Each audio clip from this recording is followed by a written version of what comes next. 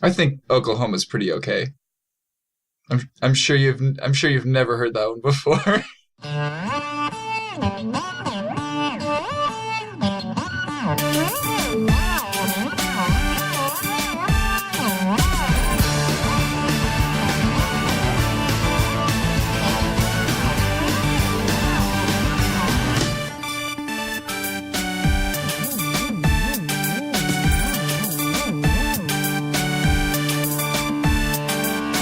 Hello and welcome to Double Issue. I'm one of your hosts, Quentin, and there's also another host, Daniel. And today we have a guest on. Hello, I'm Ian. Hello, Ian. It's good to have you on today. It's good to be here. Good. And where are you from? Physically, I'm from St. Paul, Minnesota. Everything else, I'm from the internet. Oh, okay. Yeah. That makes it a lot easier for us to record when you're from the internet. Indeed. Just pop right in here into the recording studio. We are a podcast where we write stories set in a superhero universe, and we also build up that world in between those episodes. And this week, we're building up that world. I believe he brought a little bit of a starting idea for us to expand on and stitch into our universe here. Yeah, so this is an idea that a friend of mine and I came up with back in college when Agents of S.W.O.R.D. was in its first season, and we wanted to, just come up with a silly, fan fiction version of it. And so we called our group S.W.O.R.D.S, being the, antithesis of a shield, which stands for Special World Organization for Resisting Dominating Superhumans. And we envisioned them as a group of just regular humans who did not like the idea of all of this superhero crap going on in their world, and so they do everything that they can to prevent that, but they're not very good at their jobs because they can't compete. They're just regular humans. And so yeah, we had them talking to each other on an internet forum that is super duper secure, of course. Nobody who isn't part of the group can get into it. And different people in the group would have different roles, where maybe one person was gathering information and then, cataloging as much of that as they could and telling everybody else about it. And then, then they would decide, what kinds of missions to go on and how best to use their resources, what few resources they have, because maybe they could have a Patreon or something for for raising money. Yeah. That would be very relevant to 2018. Yeah. Do they run their own podcast each week? Sure. Commercials for MeUndies. Yeah. Telling people to boycott brands that support, superheroes. Remember, if you hate superheroes as much as we do, support us on Patreon. What kind of reward tiers would that Patreon have? Well, there's got to be a $10 or $25 reward. When we get on the news, we thank you in a shout out. Yeah. They're getting arrested and they're screaming thank you, Jessica. Thank you, Louise. We'll spray paint your name on any crime scenes that we are involved in. So are they kind of this seems a bit harsh, but a terrorist organization? Yeah, so in Agents of S.W.O.R.D. itself, later on, they introduced the Watchdogs group, which is, essentially it's paralleling white supremacists in America today. But in the context of the show, they're anti Inhumans. And I mean, ours was much more lighthearted than that, but it could veer into that territory for sure. Yeah. So we're kind of creating an inept villain group. Yeah. Okay. I guess we've kind of got their purpose maybe flesh out the purpose a bit.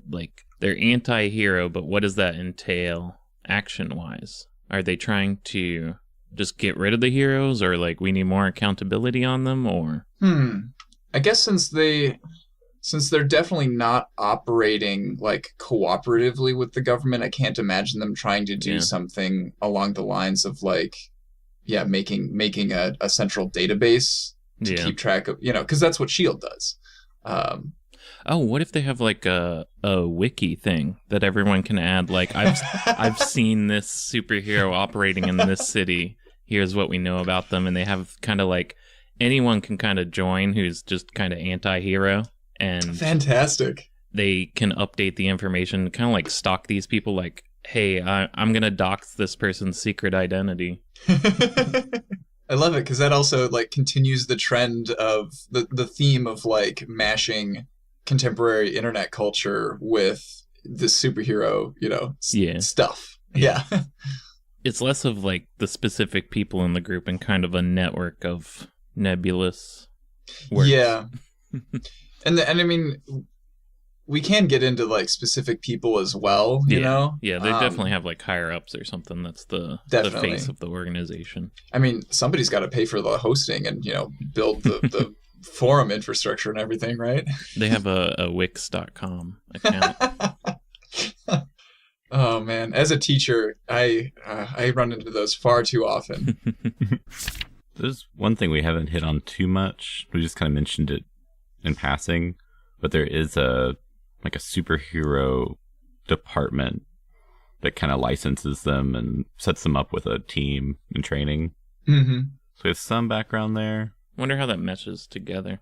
I feel like this group would not get along well with that group. Maybe they organize protests or something. So maybe there's like they feel this information should be public, the superhero registration type stuff. There you go. Like, we don't like that the government is keeping this data away from us, so that's part of their incentive to keep their own database. Information wants to be free. Linus Torvalds is part of this group. So, besides, like, ad hoc registration sites, like, do you think they, like, try to sabotage heroes and groups and stuff, or? Yeah, and I mean, obviously they wouldn't be going after just heroes, they would be going after villains as well. Okay, yeah. Anything super, yeah. Is just like genetic abominations. Yeah, sure. And magic, I guess. I guess, I mean, how... Because when we were first coming up with this idea, we were coming at it from the context of the Marvel Cinematic Universe, where, like, it was our normal universe, and then suddenly like superhero stuff started happening. Yeah. Does that feature in your universe as well, or have superheroes always been around? It's been more like a typical Marvel DC universe in that they've kind of been popping up since World War II type era. Okay. But this could be like, we feel like a growing unease with them as more and more come about. Nostalgia for a better time before superheroes. They were always there, but we liked it when there weren't as many and they hid from us. They're like, their mastermind could be this like cranky old dude in a rocking chair, who's just remembering the time before the war. So we determined that they're not like super well funded. Probably not. So what do they, like, I wonder what they try to do. Like, doxing someone's secret identity is obviously could be pretty bad. Mm-hmm. Actually, they could kind of, like, target heroes with villain information. Or giving the information to villains, basically. Are they, like, trying to pit villains and heroes against each other, trying to knock each other out, since they can't really do a whole lot themselves? What if there are like multiple factions within this group who prefer different types of strategies, right? Maybe there's one group of people who, like to give that information strategically to the villains, but then like others are like, no, that's just creating more hurt, because then, the fighting happens, and that's what we're trying to stop. So could have some interesting dynamics that way. Extreme faction in the extreme faction. Yeah. So obviously a big part would be if we could find out their weaknesses. That's an easy way to take someone down. I'm just imagining like a lot of, I'm in the library looking through old newspapers for all these superhero battles, trying to find like it seems like she didn't like it when water was splashed up. They spend long hours going through microfilm archives. Watching slowed down YouTube videos over and over again. Oh man, conspiracy theory YouTube videos. Yes, that is definitely what this group gets into. Yep. You can see here that this person is actually Clark Kent all along. Look at the faces. These faces are the same face. I can't imagine that like a coordinated like Twitter campaign would do much to bring down a superhero. Yeah. Well, we do have like teen heroes, and so I could see harassment campaigns being like pretty horrible for them. That could be like bad on PR side. They just like are trying to get a rise out of heroes and use that as ammunition for look at your heroes now. And then the heroes have to account for that by just hiring somebody to run their social media accounts. Yeah. Yeah, I could see our Superman equivalent just not having that at all and being totally fine with going and busting some heads. I wonder if this group sees some conspiracy that connects all the heroes. Like all the heroes are their own things. Oh. But they believe there's some organization running the whole thing. If we're going down so the like conspiracy road. Emperor Palpatine angle where he's behind both sides of the war. I didn't mean like actually, but they believe there is. Yes. Yeah. That just makes me really want a conspiracy theorist in the prequels. He's got like a sign outside the Senate yelling like, Palpatine's behind both. Open your eyes, sheeple. An actual sheeple kind of grunts at him. No you get the idea. Do they have a name for this organization they think they're against? I mean, if this kind of conspiracy were coming up in our contemporary world, it would definitely be the Illuminati. Oh yeah, the New World Order. Yeah. Ooh, what if their symbol is like it's a sword, but it's piercing through the eye of the pyramid of the Illuminati? Oh, like we're trying to kill this thing. I mean, whenever I think about things piercing through eyes, I just I start blinking a lot because that hurts to think about. So rolling all the way back to swords. We had some ideas for like really like stupid lessons that you could take away from these from stories involving this group, like realizing that we are the monsters all along, or like war never changes. Really, cliched stuff like that. Like from a comic standpoint, would they have their own series where you relate with them, or are they just an entity that other people encounter? I feel like especially initially when they're introduced to the world, they would be something that just kind of pops in and pops out, when you need them from a writing standpoint. Yeah. But I feel like that applies to almost everything that's in the comic book worlds, Yeah. I could really see it. I mean, at least a mini arc. They do like a short run with a hero or with a team. I just wonder, are we making them sympathetic for some things, or are they just bad dudes? Or what if there was a team, like a ground team, that discovers a larger plot? Like a team from this group? Yeah. Okay. So maybe they kind of decide, like, we need to put aside differences just to get over this next section. Or we need to go expose this big plot before we get back to our regular protest. Right. And then over the course of like having to work together with some people with superpowers for that brief duration, they realize, oh, they're not so bad. This might actually be a good spot.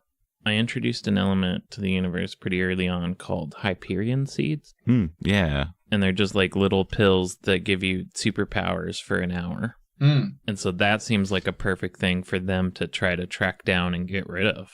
Oh, yeah. That can be the one where they have to work with heroes that are also actually trying to stop this drug. And they take the same stance towards Hyperion seeds as like the Bureau of Balance in the Adventure Zone takes towards all these magical artifacts that they're trying to destroy. Yeah. And there's got to be a part where someone from the organization has to use one. Of course. So do we want to like flesh out some characters that would be in that? Sure. So far for characters, we've got cranky old man that runs the organization. I mean, we've got to have like a sysadmin as well, since they're an internet-based community. Yeah. When we were coming up with ideas for this, we envisioned that guy as like a 17-year-old high school dropout. And for physical description here, I literally just have a screenshot from the movie The Core of Mouse. And then the other thing that I have that I'm amused by about him was that he's the type of person who, like, if he ever gets in a fight, he like headbutts the other person because he thinks that that's what you're supposed to do in a fight. Go for the hit. And then you just end up, hurting himself, of course. So this is like their dispatch type person. Sure, yeah. Relays them some information of someone just posted this while they're out on the field. Someone's tweeting pictures of Boulder Shark right now. And they've got location enabled.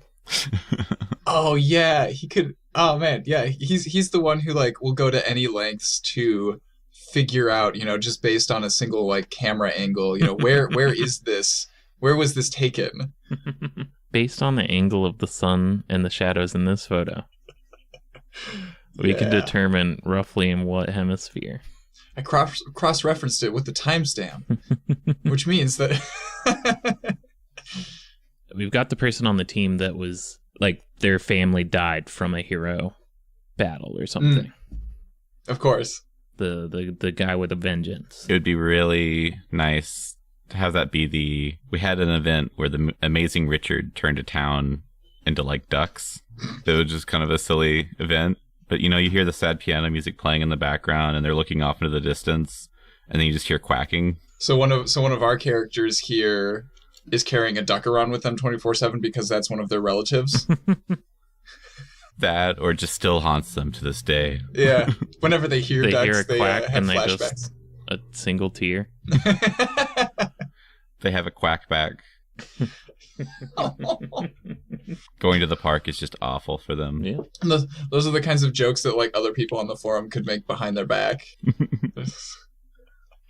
It's probably too far to have his last name be like Duckworth. And like, what's a Duckworth? Everything. Okay, so a dead family by way of ducks. We've got to have like the hotshot new member to the team who's trying to prove themselves. Mm-hmm. Okay. Could this be the person that like they're just too young to like really know how dumb their stuff is? Like they've just been inoculated by the internet stuff for years. Oh yeah. And they would also definitely be too young to remember a world without superheroes, And so then you get into like interesting differences in perspective, kind of similar to what we have today with like all these high schoolers who I'm teaching, they've had mobile devices in their lives for as long as they can remember. And I'm like, man, I remember dial-up, you guys. That was rough. Yeah. I don't know how exactly that would come into play in our superhero context. Well, what if it's like partly out of jealousy of like seeing like this imbalance between some people are just chosen to be better than everyone else, and that's not fair. Yeah. Why do you have the right? And so it's just been like years of built up anger of like, it's really messed up. Why should you guys rule the world, basically? So a lot of teenage angst, anger. Yeah, but that kind of thing would like wear down on you if you knew that you were never going to amount to anything as awesome as that. Yeah.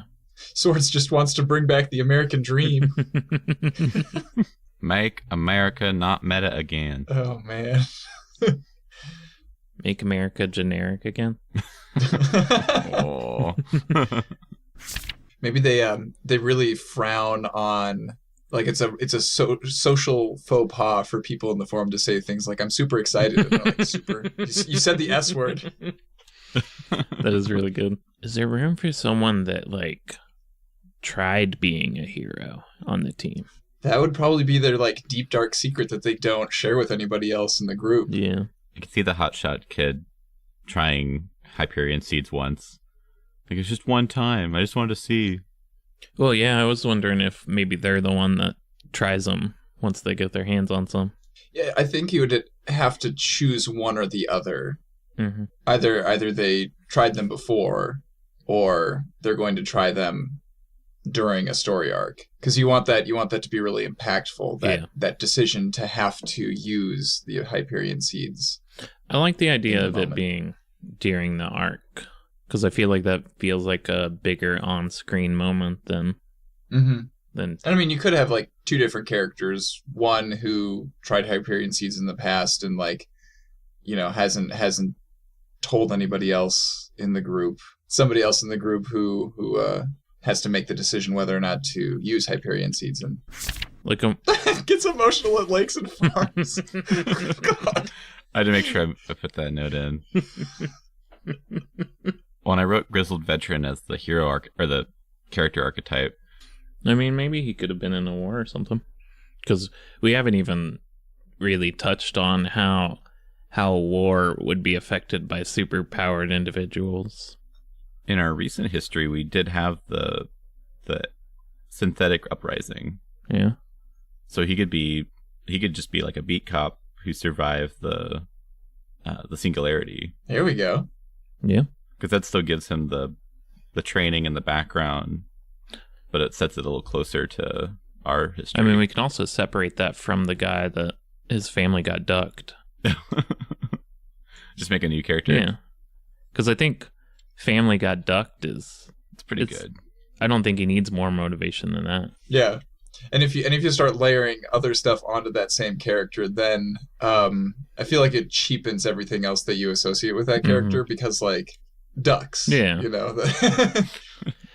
He's the silly one. I could see him being played by Paul Rudd. It's played seriously, but we're like, it's a little funny though. Even you, the person whose family got ducked, you have to admit. I mean, it's like Batman, but his parents died in a bouncy castle accident. It's like, well, you still have to kind of address that's a little funny. And he's not afraid of the cave under his mansion. He's afraid of the duck pond that's out on the yard. Why don't you move or have that like filled in or something? I like to keep it close to my heart. It's a reminder. They'll know. They'll follow me. So we've got our sysadmin, our duck man, our newbie person hotshot newbie trying to prove themselves. We got a beat cop that served during the AI uprising. Did we want that person that tried to be a hero? Because we've still got that on the list. Oh, yeah. Because I wonder if they like tried to compete on the realm of like, I'll get some gadgets and I can fight some crime around my neighborhood.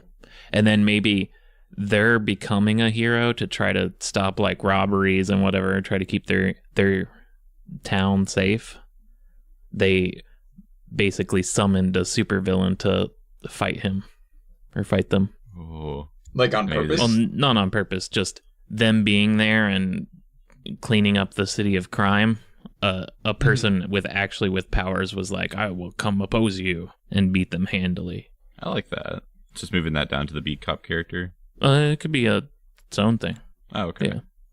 So what about the like the cranky old man that runs the organization? I feel like that could go one of two directions. Either everybody really likes them, like Professor X kind of thing, or nobody likes them because they're just obnoxious. like a Professor X type thing.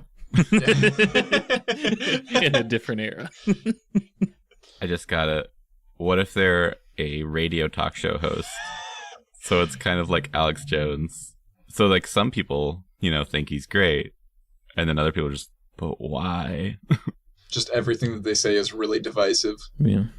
Just ranting about the superhero menace. I mean, there's probably plenty of fodder. With enough superheroes, there's enough people not always doing the right thing. Right. Mistakes are made. Yeah. And even then, there's also just villains. Yeah, and I feel like no matter how obnoxious and, like the mainstream would view this person's statements as, like, utterly ridiculous. Yeah. But there's going to be enough people in the world who, like, it jives with them that they'll join. Yeah. Just love this. Professor X, but a radio show host.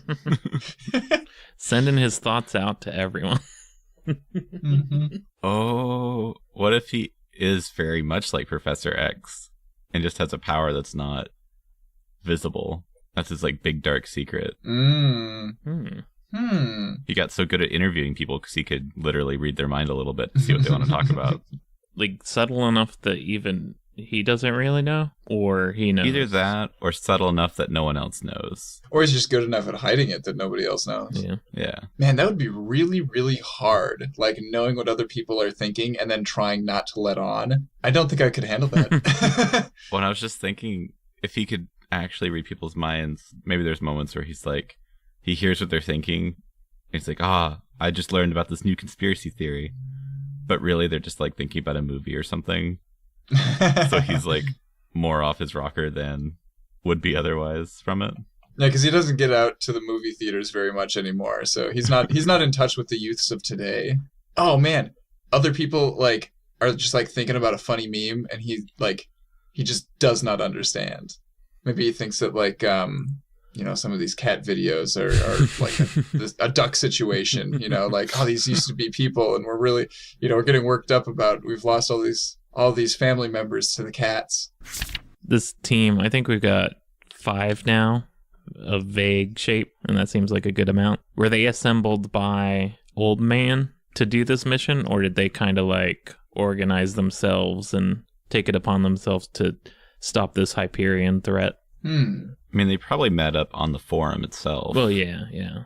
But I just mean like for this specific mission, was it even more X-Men type of, I'm assembling a team. You, Duckman. You.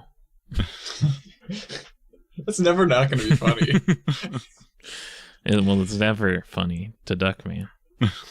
Yeah, it could be that like they all kind of found each other just through their shared interest in Professor X's radio show. Yeah. And in that case, maybe he's not even directly a part of the group. Oh, yeah. He just supports them and maybe sends them a little something to help them going. He talks about these kids are doing wonderful work. Yeah.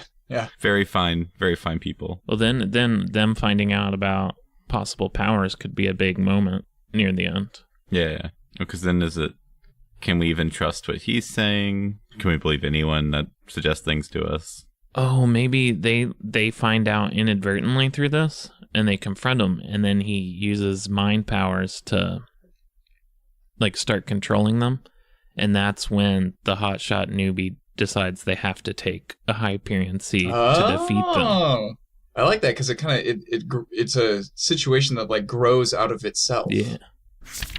So we wanted this is their big series. Like otherwise they're just kind of a loose organization which can occasionally oppose heroes. But this is the group we get to know. I feel like if they're trying to expose the Illuminati, then they're going to end up going on a lot of like wild goose chases. Hunt like investigating stuff that ends up not being anything at all, which that could provide a lot of good variety of like the kinds of things that they end up getting into. Yeah. Because if you're not limiting yourself to them actually dealing with real problems, then you could introduce just about anything for this group to do. So a typical arc might be them responding to someone's cry for help in the forums and investigating a particular hero and seeing how they're connected to this large conspiracy that they've got corkboarded up. It's all the strange. But it's not a corkboard, it's a wiki, and it's not strings, it's hyperlinks. Yeah. Come on.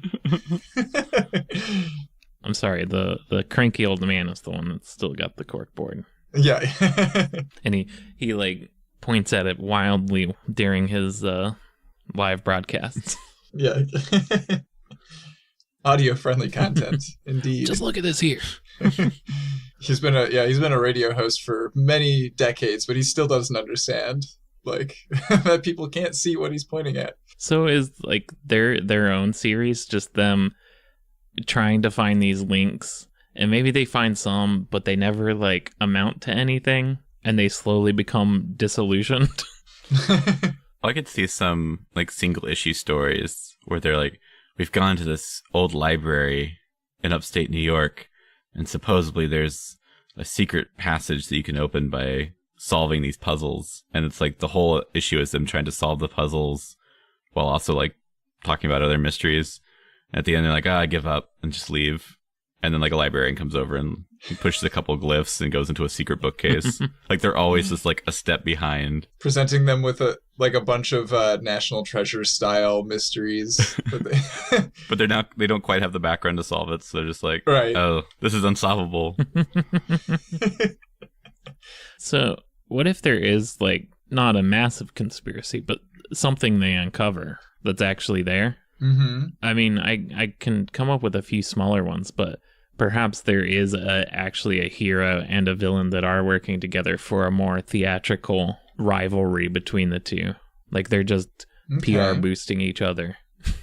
And they're actually just friends that stage these battles so that the hero can get endorsements and they split the profits. I'm glad that you already thought through what the monetization model is of that. He's also got a Patreon. Like, support me on Patreon and I can keep doing this hero thing. I keep the city safe from evil Quasar. And that's S.W.O.R.D.S big break, right? Is they're like, oh my gosh, it's real. But then it turns out like the hero was also like the hero was doing that on the side, but they were also fighting real villains. And now with the hero taken away and disgraced, the city gets attacked. Yeah, I think it's a core part of this group that like everything that they do doesn't really work out the way that they wanted it to. You know, there's always like secondary consequences that they didn't take into account. Yeah. To get back to this arc where they like take Hyperion seeds off the streets, do you think they actually succeed with that? Like they track it, like this is their like one that they like fully succeed at? I could see that, or at least track where it's coming from. Yeah, like they like actually track the drugs all the way to like the source and find out how these seeds are getting made. We haven't really touched on the seeds a whole lot in the thing, other than you take one and then it makes you throw up an hour later and you lose the powers. That feels like something out of Harry Potter. Yeah. And it gives you just like general like strong advanced healing type stuff. I had it in the story where he got shot and it didn't hurt and it healed, but it healed over the bullet. The bullet was still inside. Oh. So when the powers wore off, he was like, oh, I'm dying. But it's not like super smart healing. It couldn't reject the bullet fully. Right. And at that point, it just turns into internal bleeding. Womp womp. But I also didn't know what happens if you don't throw it up. Like if there's some sort of like limit, like whatever this is that's giving you the power, if you don't throw it up, does it like fuse to you in some terrible way? Does it like start? It like consumes you from the inside, like sapping or something. your like life force and just eating your mass. Like I didn't really get into that, but there's got to be some reason for the 1 hour limit, I would think. I thought through some different ideas myself, because I was thinking about doing a story here in the next couple of weeks about it. And one thing I was like, well, maybe somehow vampires are involved with it. Like maybe they suck out the powers and put it on the seed. Oh. But then I had another idea that we have a human or a humanoid plant race, and maybe they create these actual seeds somehow that you can put powers on. Mm-hmm. But maybe after an hour, like you sprout, like it starts actually growing inside you. Oh, another one of these plants starts growing? Yeah. So it's just a couple ideas I like kind of threw against the wall to think about. I just had an interesting thought. What if it's not the same powers for everyone? Oh, yeah, it's based on who takes it. Like it's consistent for whoever takes it, but it's like doing something with your DNA or something to it uses that to randomize the power. The wand chooses the wizard. I had the idea too that maybe there's different flavors of the seeds, and so you could sort of choose which like kind of powers you get. But I like the idea that it affects everyone differently. Yeah. Why did I get eye vision, like heat vision seed? This is the worst. Just have an hour of if it's melting things in front of you. If it's based on each person, then you could tie it into like their personality in interesting ways. Yeah, that would be a plus of that. On the other side, I do like the tree thing, like these weird tree creatures that I guess some people have just imprisoned or something. Or maybe that's like their side hustle, right? They produce these seeds and sell them to to make a buck. Turns out humans react really weird to our seeds. What if you don't throw it up, it like takes root and starts like growing? Yeah. So what your mom always told you about, like, don't swallow the watermelon seeds whole. It's true. It'd be like that, and then the watermelon just bursts out of you. So they keep finding like people in their apartments with like a plant growing out of them.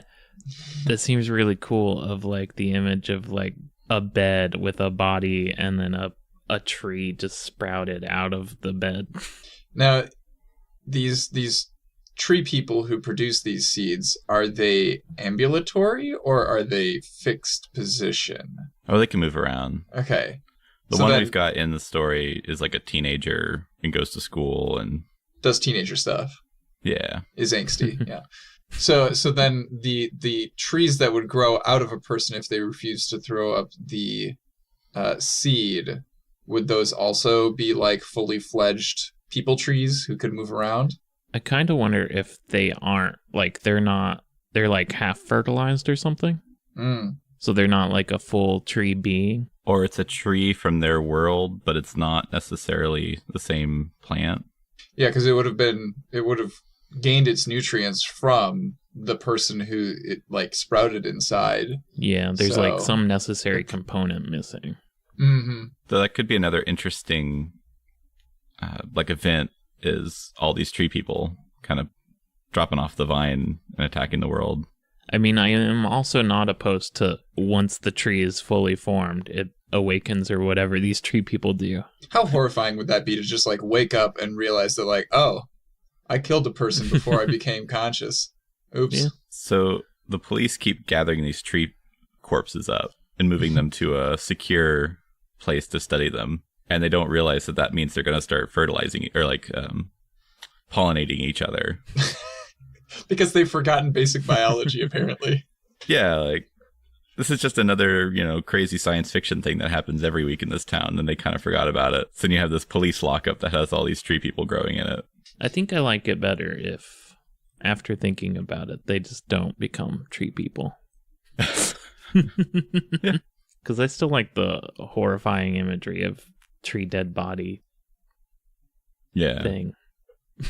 It just reminds me that there was I forget the comic book, but there was a manga I read where it's just about like a detective solving weird serial killer crimes. And one was the guy was planting people in his garden. So they were like still alive, but they had this tree sprouting out of them. It was really weird. Gardeners, you can't trust them. They're too shifty. So if it's not like growing tree people, is it just like an accident? Like whoever's setting these out didn't know it would do this, or? Well, I think they know. Whoever's doing it, or like making the seeds, they know what will happen if you don't throw up the seed. But they're not FDA approved, so they don't have to put that on the label. Yeah. So I don't know. So maybe they put like a coating on it. Yeah. They put a coating that like once the initial stuff wears off, you throw it up. But I wonder if some people might be redigesting the seed after they throw it up because they ran out, or there can also be, or if you're somebody who can like suppress your gag reflex or something. Yeah. And also there's like the element, there could be someone that's sabotaging the supply. So then it doesn't have that coating that makes you throw it up. And that could be why there's a rash of new ones all coming up at once. I could see people cleaning the seeds off after they vomit them up and like washing them off. Like I don't have money to buy more, so I'm just gonna reuse this one. It'll be fine. Yeah, that definitely happens. People that 10-second rule. People that really need the powers back.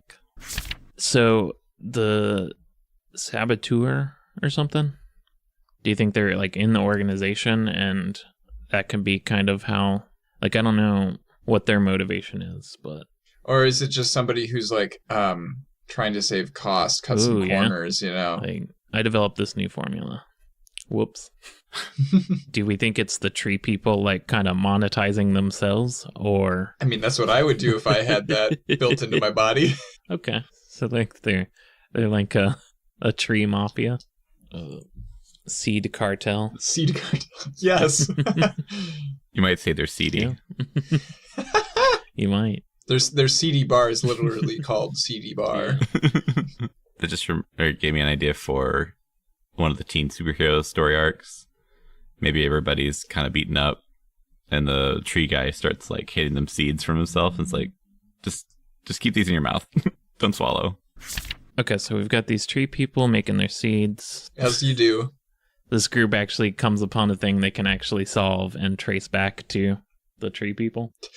And they were all surprised to find that the seeds came from the tree people. Who knew? Right. So there has to be a scene where they're like busting the drug warehouse, and they go into one of the rooms, and there's just a lot of tree people sitting there collecting seeds off themselves. Yeah. I was just thinking like a Daredevil. They had those scenes where they're making the drugs. Yeah. So what are like some good moments to highlight some of our characters during this like arc? Like we've already kind of got like the hotshot newbie at one point at the end taking the seed once they figure out the secret of Cranky X. I guess the sysadmin would have to be the person who figures out and tracks down, where the seeds are coming from. So they could have like, a moment where they suddenly are like connecting the dots. And for once in their life, it's actually making sense. I think I just made a connection. Okay. What if Cranky X sells vitamin supplements on the side, and he doesn't know that the secret ingredient is just like a tiny, tiny fraction of one of the seeds? So he's making money off of the scheme too. Or maybe he does know. That's how they go to confront him about it. Oh. Like it's a bit of the ground up seeds or something.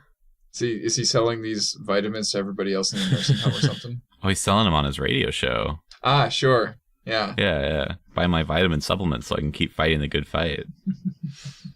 Or maybe it's like a, he presents it as a sponsor or like a product that he really likes, but it's actually his product and he just doesn't tell anybody. So there's like that moment of like, yeah, some of it's in there, but it works and it's funding me and in part funding you guys too. And I'll make sure you can't tell anyone by wiping your minds.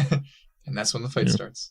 So we've got the guy that tried to be a hero. Their stuff comes in handy a lot as they've got like grappling hook and other various things to help them actually do things. Like they need to get into the crime scene. And it's a few stories up. And he just grappling hooks up there. It sounds good.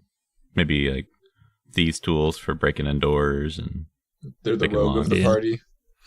And the cop that served during the AI stuff, they can be just good with a gun for any maybe firefights they get in. I don't know how often that would be, but at least during the seed arc, I'm sure the tree people have their goons out trying to stop them. Trees in business suits. Really classy. Very very well trimmed. Moss is trimmed into very like nice goatees. So Hotshot Newbie is the one that's always on edge. Like they're trying to get information out of someone, and he's just a little bit too like, yeah, what do you know? What do you know? Are they young enough that it's like not intimidating though? Like that scene in Spider-Man Homecoming? Yeah, I feel like it's got to be. Like he's almost a veteran of the forums, but that means he was doing it since he was like 15. So they thought he was like a lot older. You have to respect me. I've got the highest clout rating on the forums. What if this hotshot newbie has actually been around on the forum since they were like 10, and they like lied when they were signing up for it, and it made like the check to see if you're 13 or not. Yeah. They just been around forever, just always consuming this mind poison. Mm-hmm. I guess, does that make like Duckman our kind of leader?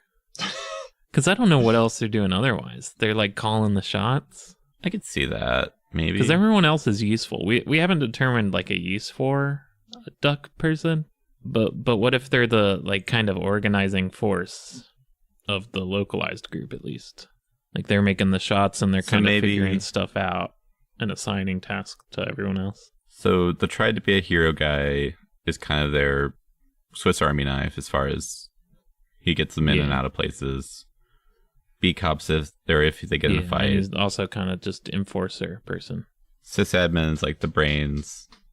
Is Hotshot? Well, what if Grizzled Veteran was like the heart component that pulls the whole team together and keeps them together? Yeah. And maybe Hotshot Kid is trying to be the leader, or they could be like a foil for each other. This veteran of the forums assembling everyone together, and they're like, "Yeah, you've been around a long time, but it's just the kid." Yeah, and like everyone would have left if it wasn't for the duck person, like kind of being the congealing component, the one that's actually keeping them together. He overcomes his background and his trauma to help keep the team together long enough to finish. Do we want to like put names to any of these people? We can We're bad at the name part. Is there a name generator? I searched if anyone was using our hashtag, and they're not, so we can't use their names. Oh. But one day. What if our I don't know, our hotshot newbie, I feel like they've got to have like a name like Eugene that you just wouldn't respect it, when you hear it. Yeah. I mean, that's pretty good. I was thinking for sysadmin, I had like a Noah or a Jonas. That's really funny to me because my brother's name is Jonas and he knows nothing about computers. It's got to be like a long, hard to pronounce name, right? Because then you'd try to get everyone to use his handle. Call me XX Gamer Skater. Yeah, he's definitely the victim of like having a username that has been around since he was 10 years old, and he just regrets it now. Well, let's just skip over the names. We got archetypes. We got a couple details. Maybe we can finish roughing out the highlights of their big adventure then. So we have the team coming together, and they figure out maybe a dealer to go talk to. Yeah, they start they hear about these trees sprouting out of people. They go investigate a couple crime scenes. Maybe they find a number in a cell phone of like, not my dealer. They piece it together somehow from that point and go track down this person, and maybe they get into a firefight there or something. And maybe this is like the first instance, the first thing they get into real danger. The hotshot newbie considers taking some of the seeds they found at one of the scene. They're like scared enough of the shooting and stuff. They're like, it's right there. I could help out. Realizes that like this is more than what I anticipated it would be like the pressure of it and everything. And also maybe like kind of feeling a little more useless than everyone else at that point. One, just because like life skills, like I don't have enough of those yet, and everyone else has some sort of skill they've been using in the investigation. I think that just gave me their name though. It's Eugene Newbie. Just bake that on into the character's name. Okay. So after they mess with the dealer, get some resistance there, they perhaps find another avenue and find this seedy bar.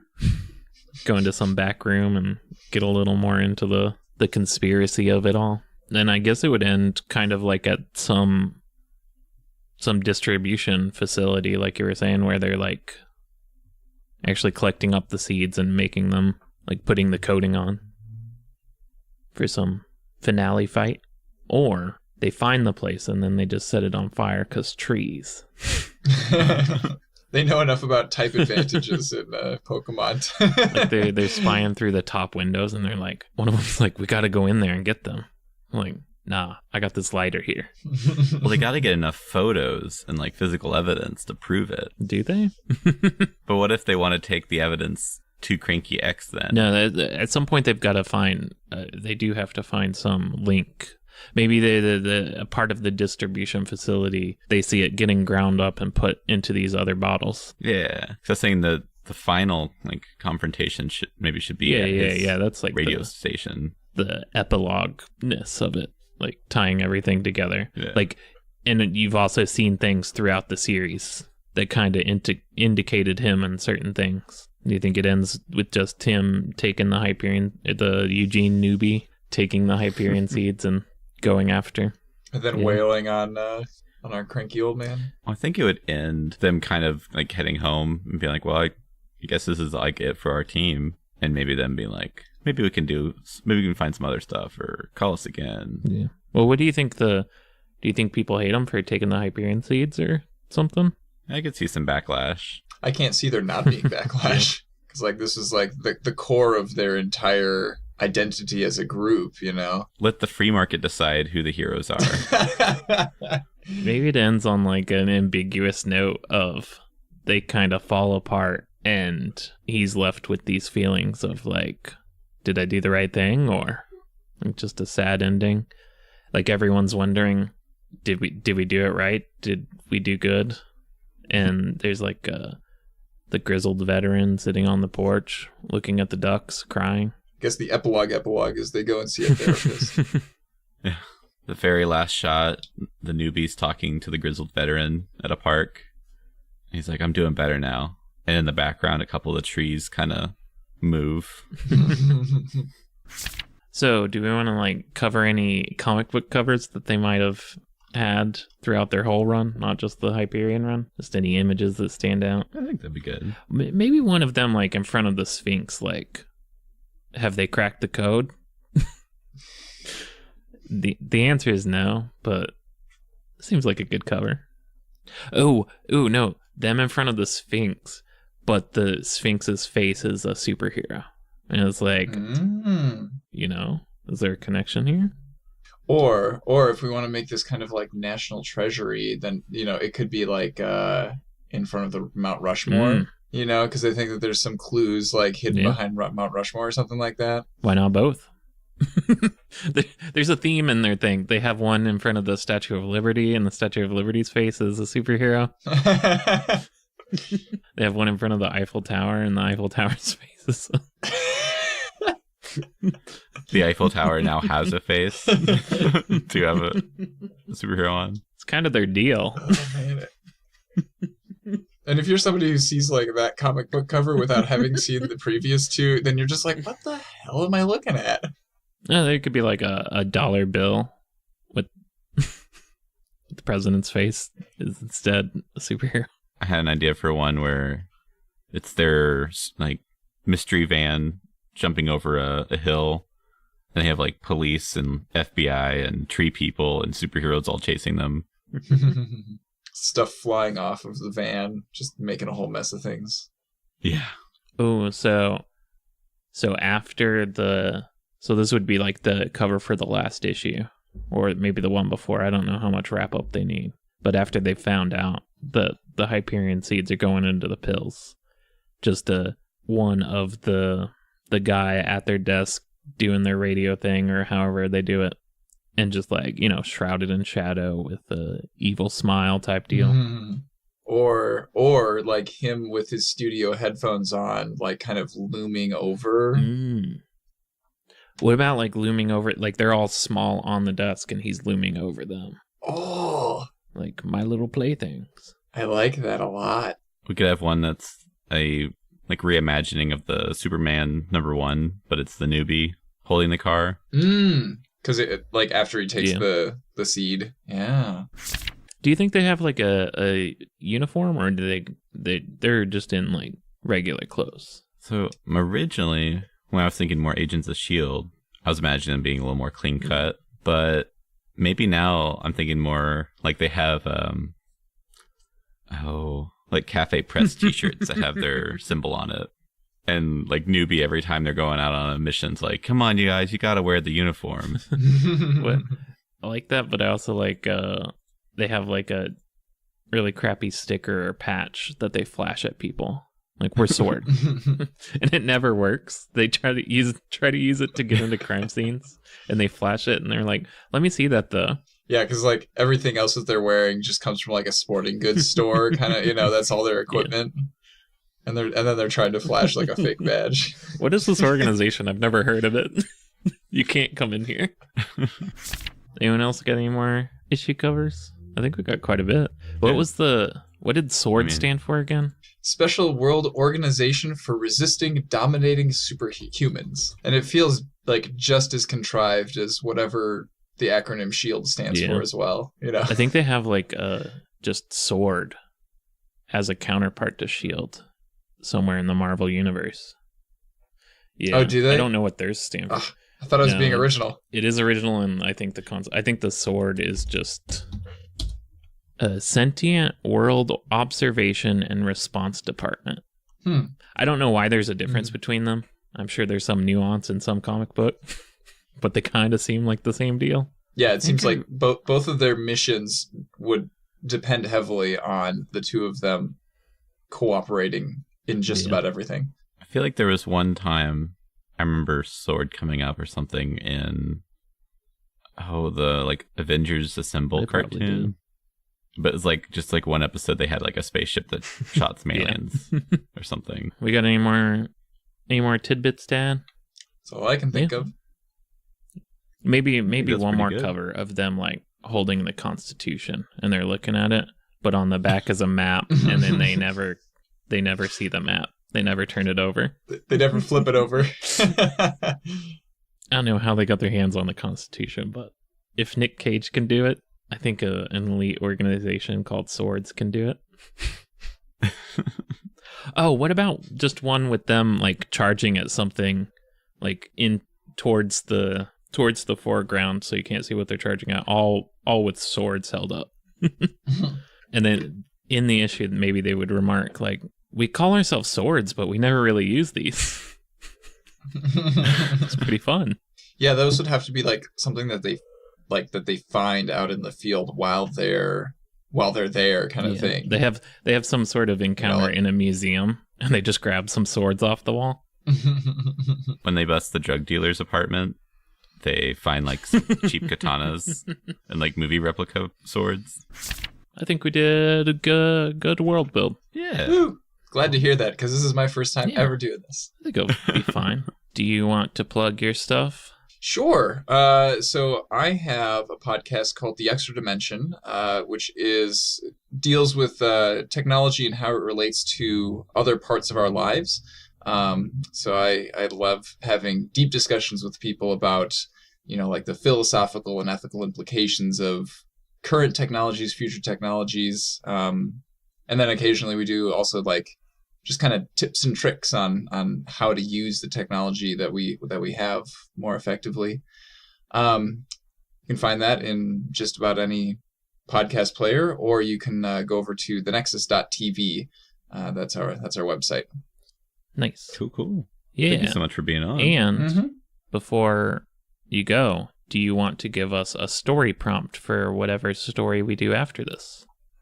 Oh boy. Be like a word or phrase or anything. I'm drawing a total blank here. And we did put you on the spot. Total blank. Okay. Sure, that could be your prompt. Perfect. Total blank. Or, if we want to make it more classy sounding, how about like tabula rasa? There we go. There we go. That's real good. If you've made it this far, you may have noticed that this was 2 world building episodes in a row. We had a backlog of these kind of episodes, and we were behind on our stories, so we shifted things around. Next week, we'll be doing the prompt that Beth suggested, the spaceship crash. So you get to hear those stories a week from now. And then 2 weeks after that, we'll be doing this tabula rasa prompt that Ian provided, which I want to thank Ian once again. Really go check out all the shows he's on and related to at the Nexus TV. I really enjoy The Extra Dimension. Really good science-y podcast, science, technology, future podcast. And you can also support them they have a Patreon. If you go to their Twitter, you can find where that is. Which, throw them a few bucks. They got really cool shows and you get cool behind the scenes stuff. Speaking of things to plug, you can find our stuff at all of the links in our show notes. On Twitter, both of us are Double Issue Show. Daniel is at Gwyair, at GWYAIR. I hope I got that right. And then me, you can find me at Quentin Pongratz. Also, come check out our Discord. Daniel and I are hanging out in there, and there's this bit from the show that I cut from the main show, but I'll play now. This one's good. Christmas tree dress. I actually like that one. I think my favorite, just looking through that search, is it looks like a normal like tan dress, but then the model's wearing like a mushroom cap for a hat. Well, nope, that does indeed look like a Christmas tree. Looks pretty good. I don't know who'd wear it. And then I guess whoever's wearing it, their head is like the angel on top. Aww. And if you're in the Discord, you could see that Christmas tree picture early and wonder what we were talking about. But it's a cool place. You can get some behind the scenes stuff. You can ask us questions. You could just hang out with other people that like it. And if you want your name in the podcast or in one of our stories, be sure to use #double-issue or #double-issue-show. It probably wasn't the greatest one to showcase us doing that in this episode because you would have gotten named after some not quite so good people, but it would have been fun. All right, and then the art is done by Lisa Prather. You can find her at lisapratherart.com or on Instagram, Lisa Prather Art. Theme song is the Freeharmonics by the Freeharmonic Orchestra. That song was used under its Creative Commons license, and you can find that any links to any things we talked about basically will be in the show notes. And with that, I'll talk to you guys next week. It's just a little aside. As somebody who had, like ear infections fairly frequently as a kid, reading the Animorphs books was a little traumatizing because that's how the Yeerks got into your brain, was through your ear. Man, I can't remember exactly which one it's in. I think it's one of the first 10. There was like one where they're in like the Yeerks swimming pool that they live on Earth, and that whole scene just really stuck with me. I need to finish that series. Same, yeah. I only got up to about 20 or so, and there's like 50 of them.